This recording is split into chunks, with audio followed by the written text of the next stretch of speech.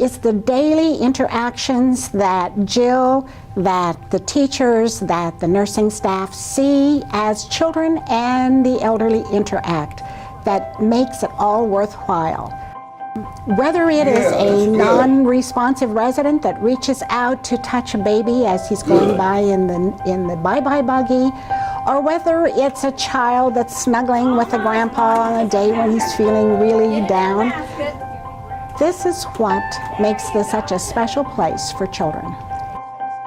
And this is why then we are so glad to have United Way dollars, because it enables any child, regardless of ability to pay, to be able to come and be a part of this center. The importance of the Meals on Wheels is providing a nourishing meal for people at least once a day and allowing some of them to remain in their home significantly longer than they would otherwise. There are a number of them that do not get outside of their house otherwise. I think that we are a primary contact and kind of a safety contact also, that at least somebody is checking on them each day. You know, each of us have our favorite charities and that, but this is one way you can contribute to 20 plus charities that help support your community or help the people in the community.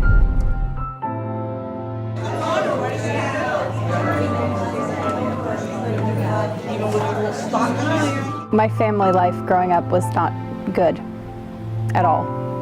There was abuse, there was physical and sexual abuse, there was just some awful stuff. Circles provided kind of a ready-made family that instead of having poisonous aspects like mine did, had a lot of very good, strong people that were willing to help. One of the things that poverty does most is isolate people. And here I saw people coming together and caring for each other and becoming much more confident in who they were. And I think the more people we get to know and the less invisible people are, then we care about each other more. And that has to build up the health of a community. One of the things that I wouldn't have done otherwise would be to make the goals and actually set, goals for myself and then be able to actually reach them. Like living in a safe home. Going back to school to try to get my GED, going from being on disability to going back to work, and I'm working full-time. Given the circumstances, I could easily be in poverty myself. I worked a case with a 6-year-old girl who had been sexually molested by, it would have been a step-grandfather. The girl had to go to the local hospital for an examination where they interviewed her. The girl then had to go to St. Joe's for a physical examination where they interviewed her. The girl came back to Harvey County or back to Newton where a detective interviewed her. I interviewed her. In the long run, this girl got interviewed 13 different times for this case. She's 6 years old. And you've got to imagine yourself. Try explaining to someone about a sexual activity that happened to you as an adult and don't leave out any details. And we were expecting this out of the 6-year-old.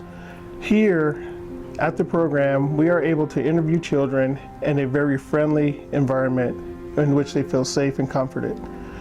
During the interviews that we do with children here, they are not subjected to several different interviews over and over and over, in which they have to relive their story each time they tell it. And whoever's going to do the interviewing will come in and we'll all play together and make sure that child is happy and is not going to be fearful of any interview. She told me several times, I don't want to talk about it. I don't want to talk about it. And I asked her, is there a reason? And she said, because it hurts, or I don't like it. And I told her that by telling me her story, it will help you to feel better in the long run. Getting your story out will release some pressure. We later sat down, and she told me everything that was going on. She had been abused by a brother. Imagine carrying that weight, being abused by your brother, and having to carry that and not tell anyone. We're not sure if it's safe to do so. I can't imagine anybody working a case, without this facility, without Heart to Heart. It makes it so much easier for the children, and it gives us a better prosecution in the long run. I very strongly believe in the Child Advocacy Center.